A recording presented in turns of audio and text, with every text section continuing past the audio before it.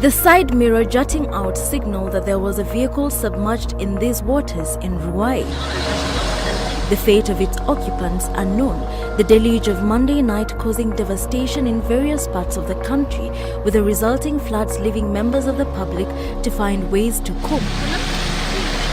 Traffic on roads in affected areas drew to a standstill as motorists tried to navigate through murky waters, a tricky undertaking which saw 3 vehicles stalled in Ruai. Commuters in this 14-seater matatu were lucky to get out unhurt, wading to safety, their journey interrupted.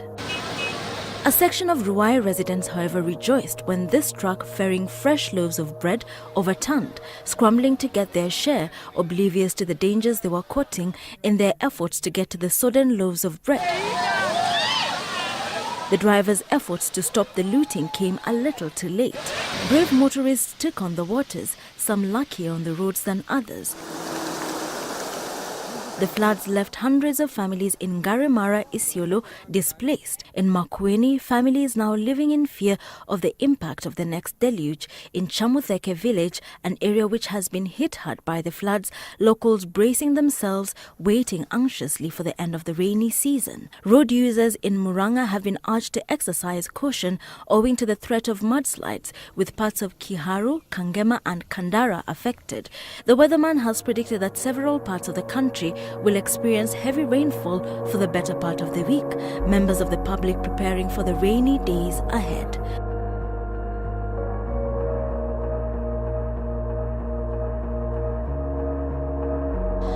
All right, so let's talk about what is slowly turning out to be the new tourist attraction. The fault lines along the Maimahiu-Narok Road have widened and deepened even further following heavy rains yesterday. Dozens of travelers are now stopping by the scene to witness the rare geological occurrence.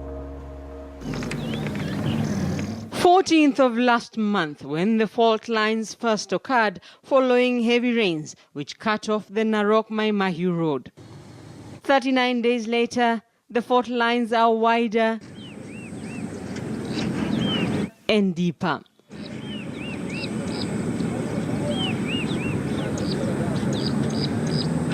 God is God. God is God. I have never seen such occurrence. Many travelers would not let the chance to witness the rare occurrence pass them by. They stopped here to witness firsthand. Some sections too deep for some to dare try and see the real depth of the gullies. Those who tried did so with caution. I decided to stop and have a look at this eighth wonder. Yeah, we can simply call it the eighth wonder. It's something I've never seen.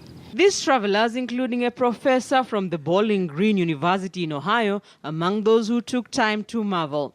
It's not rare in geologic time, which takes millions of years, but it's very rare when you talk of human time.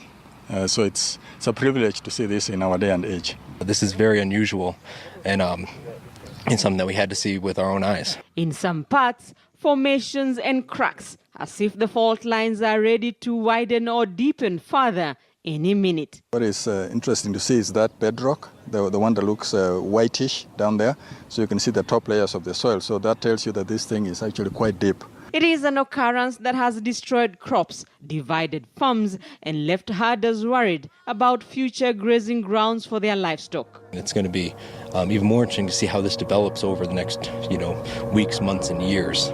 With the fault lines widening and getting deeper by the day, this phenomenon may just provide a research question for geologists as dozens come to witness this latest marvel by Mother Nature.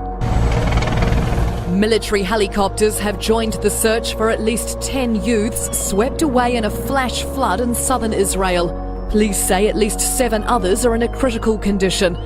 The search is taking place along a riverbed in the Negev desert, where a group of 25 was trekking in the usually bone-dry area when the flash flood caught them by surprise.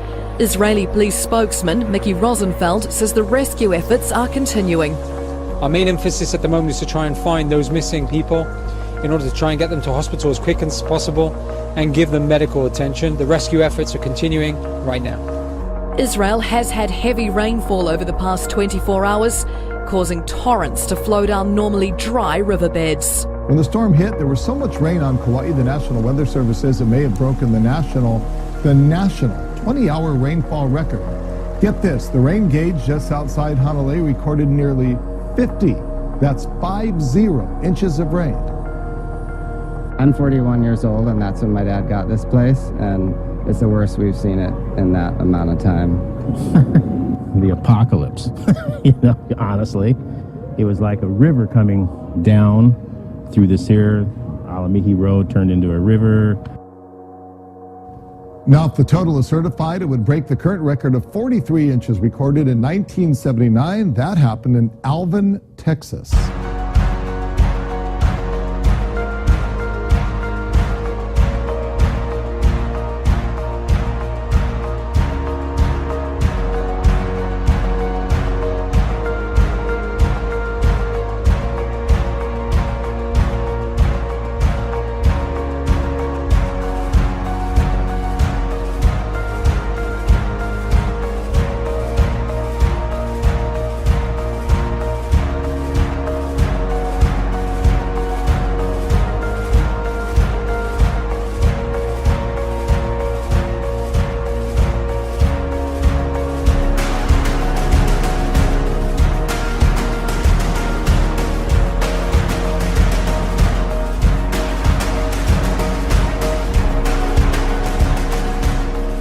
Huge plumes of billowing black smoke and a series of explosions as fires spread through Wisconsin's only oil refinery. At least 11 workers hospitalized, one of them seriously injured. The initial explosion in Superior could be felt up to a mile away. The flames appeared to be out late morning, but reignited a short time later. Fire is not attempting to be put out right now. They said we can't get people close enough to actually put the fire out. At this hour, the evacuation zone stretches for miles. It now includes a hospital and all nearby schools. Parents rushing to pick up their kids to get them away from the potentially toxic smoke. We'll inform everybody when it's safe. At this point, we just don't know when we're going to bring them back.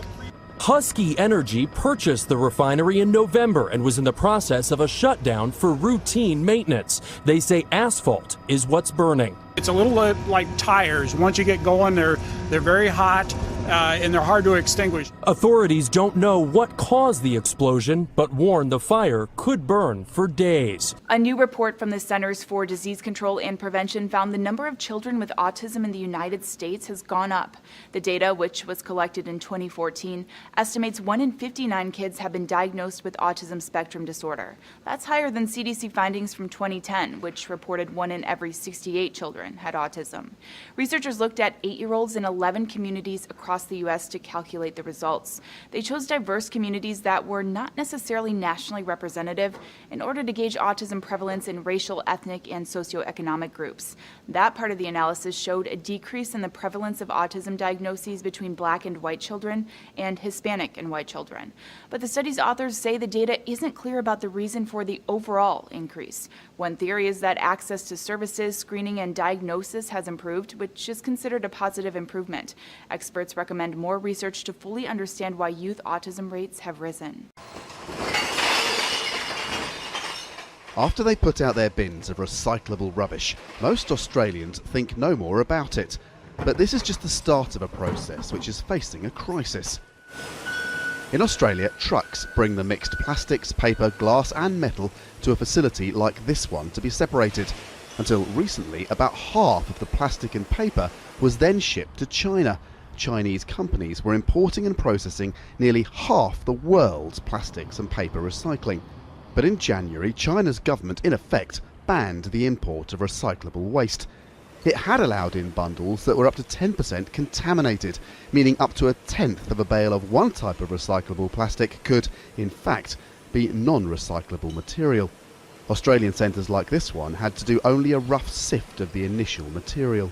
The fact that it's made up of different plastic types in itself is contamination. Well, you can see there's a bottle of water there. It's made out of a PET material there, and the cap is made out of a different material, and you've got the label, which is made out of a different material again. So the label, the cap and the neck would be regarded as contamination. China now says only 0.5% of each imported bundle can be so-called contamination. There isn't a plant in Australia that can produce a bundle that can pass that test. Even the operators of this new one in Townsville can't promise less than 8% contamination. The business model is broken. The supplies are constant, but the demand's been wiped out by about half. And there is a real challenge to find a market for those recyclables in both the short term and the longer term. Some of the oversupply is being taken by Australian processors paying under half what they were for plastics, and now taking away the bundles of paper waste for free. But they can't take it all. No one is admitting to stockpiling. Big mountains of plastic and paper are a fire risk. Creating them breaks laws, but the excess has to go somewhere. About 10% of everything that comes into this facility is waste that can't be recycled, and it's bound up, put in bales like those, and that will go to landfill. The concern now is that a lot more may end up in landfill. Those bales are 90% plastic. That would have gone to China. Can't anymore.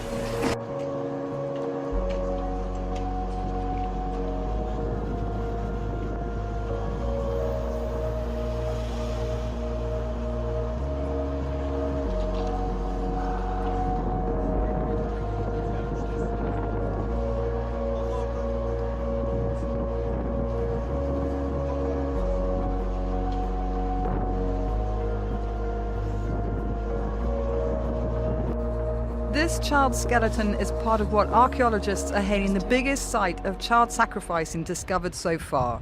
The victims appear to have been part of a ritual sacrifice that took place nearly 550 years ago. The remains of more than 140 children were found alongside 200 young llamas. All the sacrifices that we have found were children aged between 6 and 9 years of age, and that from 10 to 12 or 15 years of age. All have been found with their sternum cut with the aim of possibly opening the ribcage and extracting their hearts. That was the way that the Chimu, a society that developed between the 10th and 15th centuries of our era, sacrificed these children. This mass grave has been under excavation since 2011. The investigations were carried out by an international team led by National Geographic's Peruvian explorers. The sacrifice must have been a societal response by the Chimu to counteract negative effects of nature, of climate, that affected its political, economic, and maybe its ideology system. The Chimu civilization was known to worship the moon. Scientists say they will now focus on investigating the victims' lives. An oil well in Indonesia burst into flames and killed at least 18 people. Indonesia's National Disaster Mitigation Agency said the well ignited in the Pasir Putih village in Aceh province on April 25th around 1:30 a.m. local time. About 5 houses were burned to the ground and several people are reported to have injuries. Spokesman Sutopo Purwonegoro said the well caught fire after many residents tried to collect oil. Drilled about 250 meters deep, the well has been called illegal by an oil firm spokesperson for Pertamina. The oil firm has operations in the area, and Reuters reports it provided equipment to help fight the fire. About 8 fire trucks arrived to the scene as well. Local police believe the blaze may have started because of someone smoking, but the official reason has not been determined. We begin with President Trump, who's holding a campaign-style rally in Michigan today, but he teased something dramatic could happen when he meets with North Korean leader Kim Jong-un. The Trump administration hopes that meeting will take place in the coming weeks. Sources tell CBS News Mongolia and Singapore are the 2 final countries under consideration for the historic summit.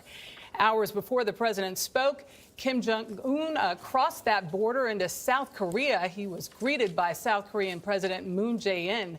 President Trump said after a furious year of missile launches and nuclear testing, good things are happening. Errol Barnett is at the White House. Errol, good morning. Good morning. President Trump said in the past the U.S. has been played like a fiddle when negotiating with North Korea. Now, though, President Trump says Kim Jong-un isn't playing games this time around, and if there is no agreement to be made, he says he'll just leave the room. This should not have been left for me to handle. President Trump said bringing peace to the Korean peninsula is his responsibility. We will not repeat the mistake of past administrations. Blaming predecessors for failing to halt North Korea's nuclear development. Maximum pressure will continue until denuclearization occurs. The president said he was encouraged by Kim Jong-un's goal of denuclearization and recognized American allies China, Japan and Germany for helping with the administration's max pressure efforts. Hours before President Trump's comments, Kim Jong-un shook hands and embraced South Korean President Moon Jae-in. The first time in 65 years a North Korean leader walked south of the border. I also want to congratulate the Republic of Korea and North Korea on their historic meeting. Newly confirmed Secretary of State Mike Pompeo, who met with Kim earlier this month, said the U.S. wants North Korea's weapons dismantled. We would not be where we are today without President Trump's maximum pressure campaign. Pompeo was in Brussels for meetings with NATO members just 24 hours after the Senate approved his nomination. The nomination is confirmed. The former CIA director will also travel to Saudi Arabia, Jerusalem and Jordan to discuss the Iran nuclear deal. He is unlikely to stay in that deal. President Trump discussed Iran with the French president and German chancellor, both of whom visited the White House this week to convince Mr. Trump to stay in the agreement. The president declined to say whether military force would be an option if he is unable to negotiate a new arrangement, but made one thing clear. They're not going to be doing nuclear weapons. You can bank on it. They are an unlikely duo, famous and famously contrarian. All I gotta say is... A rapper who says he's getting a bum rap, and a president who believes much the same. Social media exploded when Kanye West tweeted his support. You don't have to agree with Trump, but the mob can't make me not love him. We are both dragon energy. He is my brother. The president declared this very cool, and other rap artists weighed in. Chance the Rapper said it well. Because you're black does not mean you're a Democrat. Then came the role reversals. Conservatives have never much liked Kanye because of this comment after Katrina. George Bush doesn't care about black people. But now... Kanye looks and he sees black unemployment at the lowest it's been in the history of our country. He sees that stuff and he's smart. And he says, you know what? Trump is doing a much better job than the Democrats did. And the liberal community quickly cooled on Kanye. We have the right to independent thought, and I independently think that Kanye has lost his mind. Why wouldn't you take him seriously? Because he's not a serious person. He's like a provocateur. That's your opinion, but he's actually a serious businessman. As the backlash built, Kanye's celebrity wife, Kim Kardashian, tweeted that the media are trying to demonize him, that the commentary on Kanye being erratic or having mental health issues is actually scary.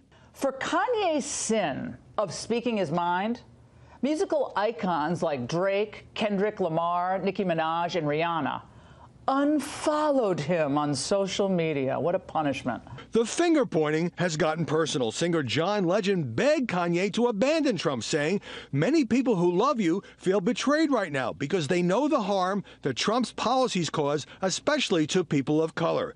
Kanye says he loves Legend back, but that's a tactic based on fear used to manipulate my free thought. The president tweeting again today, Kanye West has performed a great service to the black community.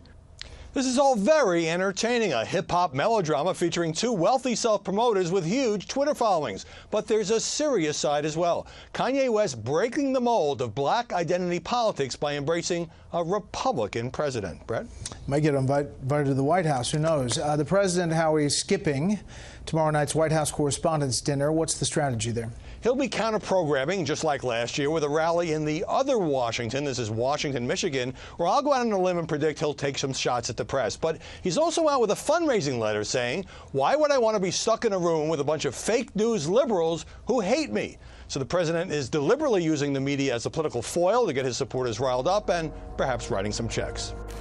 These are fighters for the Kachin Independence Army, filmed just last month patrolling the enclave in the remote northernmost region of Myanmar and just within sight of government forces.